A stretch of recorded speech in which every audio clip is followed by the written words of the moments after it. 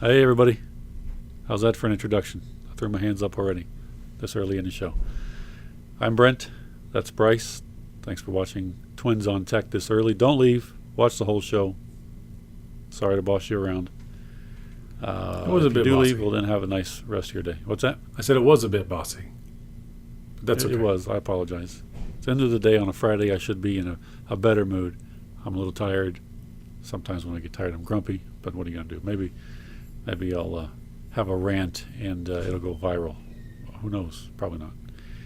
Anyway, so the topic we're going to discuss today, at least to a certain extent, is clickbaits on... I mostly see it on YouTube because I don't really go through a lot of news sites, but really the internet in general is very clickbait heavy. Do you want to give a definition to clickbait?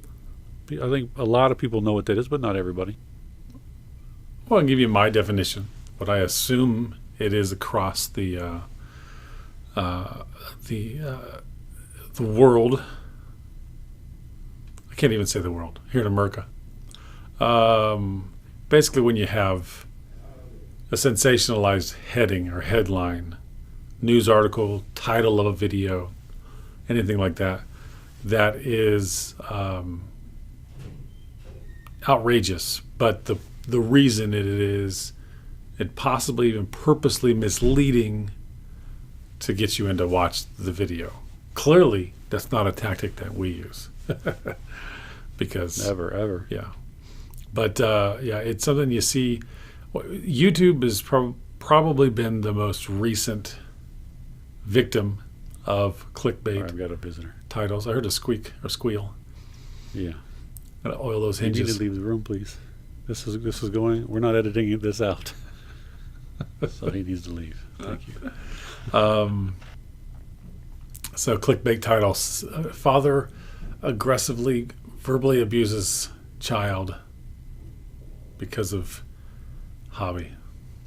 I need to work on my clickbait title creation. Yes, you are not hired for that marketing No. campaign. Well, that's because I don't do it. But That's true. yeah, so YouTube has kind of been the main thing that's been hit, but tech websites as well.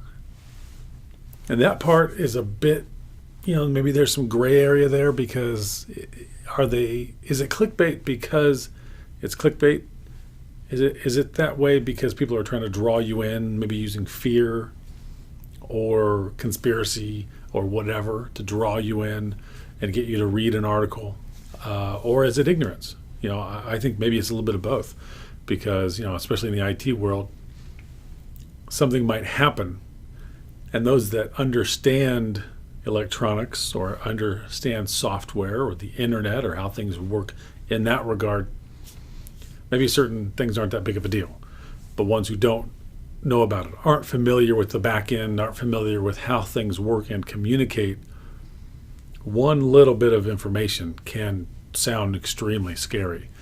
So I think it probably has to do with a few things, but unfortunately, again, my personal opinion is that it's people are doing it on purpose to get the views.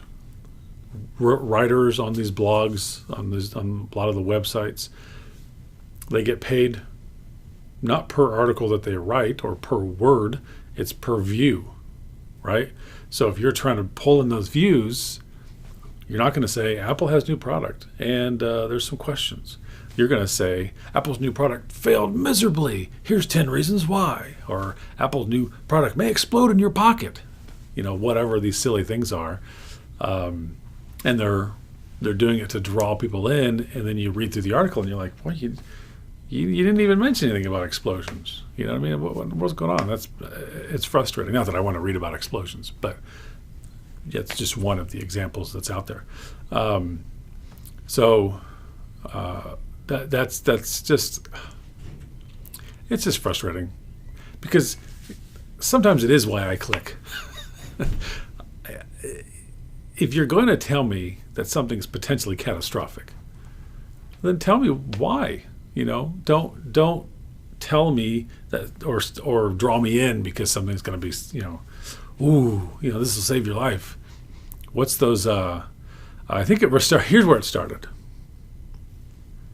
the government. No, I don't know if that's true. But here's where it possibly started. Probably the first place that I've seen it, and a lot of people have seen these same things. Comedians talk about it quite often. How, like, you know, let's say 5 in the afternoon, 6 or 7 maybe. Right? You've already missed the evening news. So then to draw you in to watch the late news, what do they say? Stay tuned tonight at 11. Maniac running through town, setting houses on fire, whatever. And I'm trying to not like draw from a real one, or at least that I know is real, although I'm sure that's real. And then you get there and you're like, oh my goodness, I got to see, is he in my neighborhood? Was it next door? I saw a fire the other day. Was that what's happened? But then they show you, and it's one guy accidentally set his house on fire, and that's probably all that happened. And yet they drew you in because of that craziness. You know, a lot of things that happen, especially with Apple devices. Oh, Apple's new phones are easy to hack. The new FaceTime thing that just happened with the situation there. We got the door open again. Yeah. Come on in. We're doing a podcast? We are. You want to be on this one? Yeah. I got a seat right here for you. All right. I want. Justin.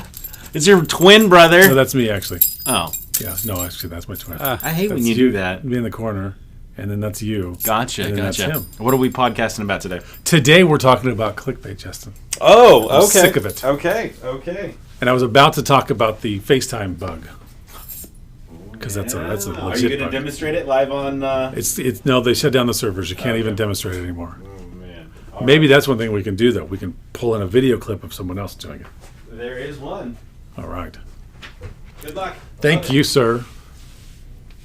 He was probably coming in for his afternoon nap. Not sure. This is there's no pillows here yet, but someone's going to bring it in. There is a bench behind us that can be used for probably psychological reading. Someone can just lay there and tell their life story to someone, and they can judge them. But anyways, back to the story at hand. The clickbait stuff. So FaceTime was a legitimate issue. Is it something that could be used to really destroy someone's life? I mean, maybe. I don't lead that kind of life, so I can't even imagine what kind of life you'd have to lead for that type of a bug to really be a problem. Maybe a terrorist, and the government's chopping in on you. But my point is, it's one that you had to know about. You had to jump through some hoops, and it wasn't easy to do. Unless once you're used to it, it's fairly easy. But the first few times it wasn't. And then other things had to line up. If you had your phone on or iPad on Do Not Disturb, it wouldn't connect. If you saw incoming and you hit the power button a couple times because you knew how to disconnect or reject a call, it wouldn't connect. If you're one of those type of people who ignore incoming phone calls, and that's one way to not join the call, well then it could connect. But again, that's assuming the person on the other side did their steps properly in order to eavesdrop. It was a legitimate bug. It's a legitimate problem. It's a legitimate headline if the headline is something like new FaceTime bug could allow eavesdropping. Gotcha. But there were some headlines out there that were your friends could be listening to anything and everything that you do. You could be watched all day long and no one will know. And I mean, your battery would die, first of all, before all day long hit. To be watched, I think, of other even smaller list of things kind of had to be in play for the video to kick in. So you had to reject it in a certain way, yeah. So, but the point is the titles of these articles or of these videos are written purposely in a way to induce panic. Oh, I gotta figure out what this is. How can I stop it? How can I protect myself? And yeah, again, that one was a legitimate problem, which Apple is in the middle of fixing or testing maybe now. I'm not sure. I'm not privy to their timeline. But do the articles have to be so outrageous? And unfortunately, I think the answer is yes. Because how on earth are you going to differentiate your article from the millions of other articles online, or YouTube, the hundreds or thousands of other videos with the exact same topic? if you're not one-upping the title. So it's this thing that keeps going over and over again. I've got to get you in here. Now, in our case, we have 21 loyal subscribers. We know they're coming to us first for all of these latest and greatest bits of news information. But not everyone has loyal subscribers like us. So where are they going to go? They're going to do a search, or it's going to be whatever's popped up on the page first, and YouTube is an example. And the most outrageous one is going to be the one that's clicked. I'm okay with outrageous if it's backed up by the data. That's kind of that's the long and the short. All of that ridiculousness to say this. If you back up the claim, fantastic. If it's absolutely sensational and outrageous and crazy, just to draw me in, and then it's going to be just a letdown, I guarantee you I'm not going to subscribe if it's a YouTube channel. I guarantee you I won't be going back to this website again, or at least if I do, it's going to be on accident to read something else, but not by you. So, but anyways, that's just me. So, I mean, does this frustrate, or am I the only one who gets so frustrated by this silly stuff? I ignore it, so I wouldn't say that I get as frustrated. What happens to me is I ignore. When I say ignore it, I literally ignore. If I see something that seems outrageous or like clickbait, because a lot of it that looks like clickbait is clickbait. But things like the FaceTime issue, yeah, that could seem sensational.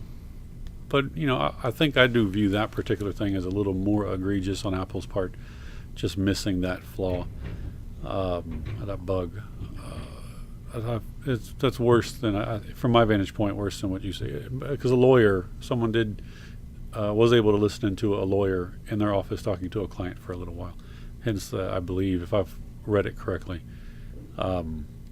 has led to a lawsuit in Canada regarding that. Not the lawyer, by the way, who submitted the bug to begin with, whose son found it. But so there are definitely people that can be affected by that bug. Yeah, your friends listening in, our lifestyle, our friends would probably fall asleep trying to listen in.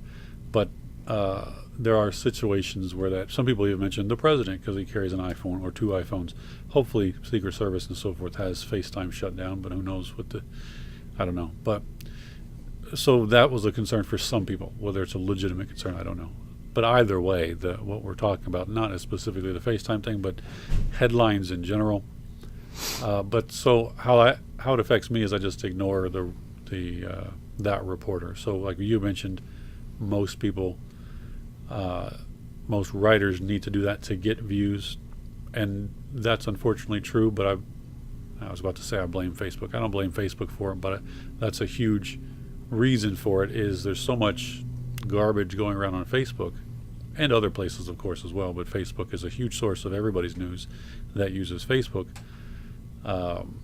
and people target them in addition to just regular websites. But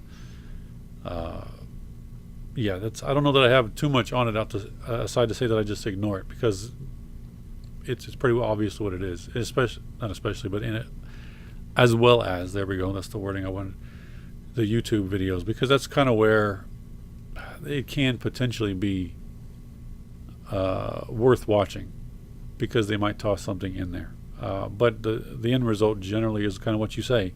They have this effectively a promise in the headline, whether it's a video or a report, and they don't fulfill that promise in the content. But sometimes in YouTube you can track that down. But then again, typically those aren't videos that I care to watch anyway. I don't love overly produced videos. I don't love underproduced videos. Maybe ours would fall into that. But it's not a big deal for me, because I just ignore it. Instead of repeating everything, I'll shut it down right now. That's kind of where I land on it. I typically ignore it and just go for specific things that I'm looking for. There are sources on, like for tech, that I trust, whether it's Apple News or Windows News or Windows operating system. News in general, that might be an area where I do a whole lot of ignoring, because I don't know a lot of worldly topics. Not interested in a lot of topics outside of tech, to be quite honest. Sports, I don't necessarily see a lot of overblown headlines in sports. I imagine they're there, but I don't read it enough to know. But it's definitely an issue, though. And I think the biggest problem is, well, for people like me, it's a big problem in that you stop looking at content that could be beneficial because effectively a boy cried wolf. Is that what it is? Type of a scenario. You get to the point where there's just so much clickbait out there that I just don't bother with it. And it could have been useful information. It could have been something that I would have benefited from, but I didn't even bother because generally speaking, a title like that might be clickbait. So that's actually probably where this really draws from. Because if I'm looking for a specific article, well then I probably already know where that specific article is. Or as you're saying, there's already some trusted websites that I go to for information, and they're less likely to have the clickbait. But again, I'll use YouTube as an example. I do use it a decent amount for review videos, right? And I'll use my backpack as an example. Right now, you can type in backpack review, best backpack, tech backpack, school back, whatever, bag, whatever. You're going to get not just one or two, but 20 or 30 within the first couple pages of those stupid robot-voiced narrated slideshows. Yeah. And they're usually the same ones or very similar, probably made by the same people with multiple accounts. And they're so frustrating. I'll admit, I did watch one and it was pretty good, but most of them are pretty bad. And again, they're duplicates of each other, right? So they're really spamming the system. And I know YouTube is trying to deal with that, just like they are with other types of videos that kind of spam the system, which is good. They're a little heavy-handed at times, which that's just what companies do, right? It's easier to just kind of wipe the table and instead of trying to be nitpicky, but that's their prerogative, I guess. But that's kind of where this really started. Is just, oh my goodness, I'm trying to just simply get a review to see what these things about. Sure, I can go to somewhere where there's an article and read, but that's not why do that when you have YouTube now. Why read when someone can just tell you? But so that's kind of where it comes from for me. You don't see too many websites that are, if you're looking for reviews, that have that same annoying kind of a thing. At least that I haven't seen any. But then again, if I'm looking for tech-related stuff, there are companies out there, there are websites that are tech-related. You're going to go there and see what their opinions are. If you're into, looking for a bag for your camera, you're going to go to a photography-related website. YouTube is just an all-encompassing, everyone come here, and hopefully you'll find what you want or need.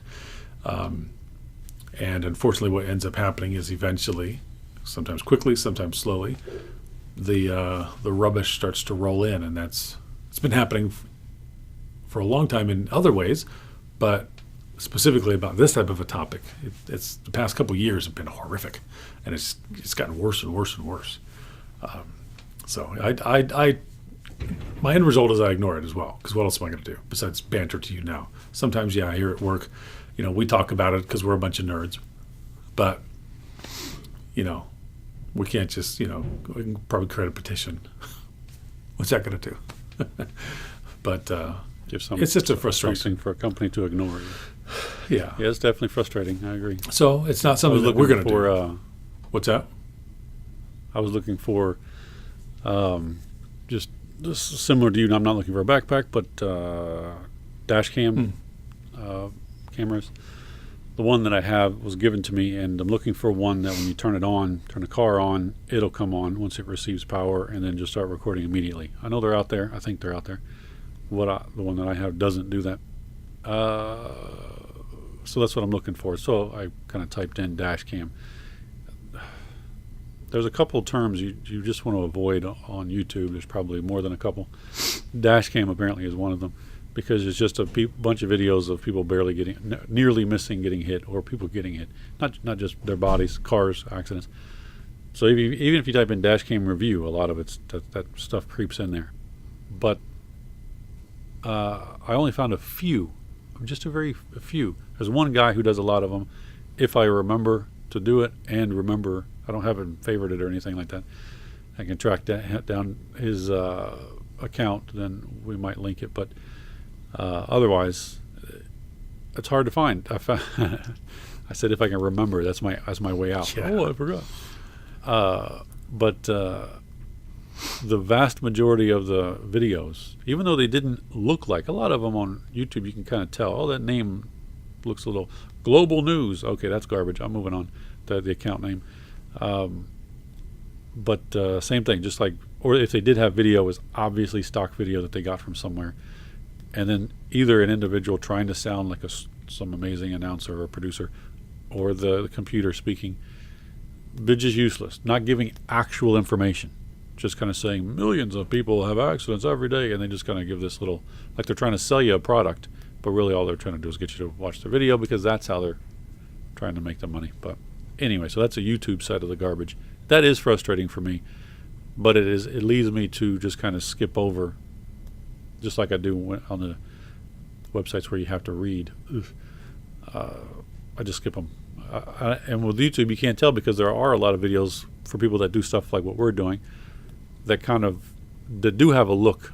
Maybe their initial screen looks like one of those spam accounts, or their name looks like a spam account. So it's hard to, on YouTube, it's kind of hard to really figure that out. So I just kind of skip a lot of people. So they're affecting people in that way too, on places like YouTube. I imagine other places as well, but YouTube is, I do get some of my news, quote unquote news, not regular news, but tech news and so forth from YouTube. But again, trusted sources, people that I view as trusted sources. Anyway, it's just, it's a mess. It's aggravating, but what are you gonna do? What are you going to do? As long as there's money to be made, people are going to do that kind of stuff. Yeah, frustrating. Well, that's all for now. I've got other stuff to talk about, but I'm tired. Not as tired as you because it's only 2:30 my time, but getting tired. So that'll end it for today. Thank you for coming. Thank you for watching. Thank you for staying to the end. And I know I'm just talking to Brent right now, but still, thank you, Brent, for staying to the end. And somebody, if you fast forwarded and hopped to it and you heard me say that, go back and listen to what we're talking about. It's probably pretty important. But next week we'll probably have something just as exciting, maybe a little bit more, probably a little bit less. And hopefully, oh, by the way, I'm recording with the Mevo today. Last week's episode was my Panasonic G85 with the Mevo interspersed, intertwined, intercut, interlaced. This is progressive. This is 100% Mevo. This right here is the microphone, the Blue Yeti. And so I've got three microphones in front of me, or three mic stands in front of me. One is the Blue Yeti, one is the Mevo because it sits on a mic stand. And then the iPhone 6 that I'm FaceTiming Brent with is on a mic stand with an attachment and the two lights. So it's simplest setup so far. I did take a picture. I probably won't put it in here because I'll forget. But just envision it. 1, 2, 3. That's what they are. The footage is coming soon of my review for the Mevo. I accidentally formatted the card and lost the footage that I did already. I did a couple bits and pieces, which okay, because I was 100% proud of it. It wasn't, I've got a light over here that makes a little bit of noise when I first turn it on, and it lasts about 5 minutes. So some of that, and I wasn't able to get it out of the audio. It wasn't the Mevo's fault. It was just cheap light bulbs that have a horrible hum to them. But so that will be coming soon. I will say that the device, if used in very specific settings with plenty of light, it's not bad. I don't know if I can recommend it for the cost because it's not inexpensive, but the ability to just simply hit a button, boom, live stream, that's saying something. And they've added some new features to where you can, and maybe next week if I use the Mevo again, we'll do this. You can actually use a PDF and then put that up as like a little box on the side, almost like you're doing a newscast with some verbiage, or you can go full screen with it and then scroll. So that's kind of interesting. So if we actually prepare for any of these in advance in the future, one of these days maybe, then that can be prepared and even thrown up in the middle of the episode to use like a video switcher. So it's kind of neat, a neat little option there. But we'll see what happens later on. All right, thanks again, everybody, and hopefully we'll see everyone again next week. Ciao. All right, take care. Bye.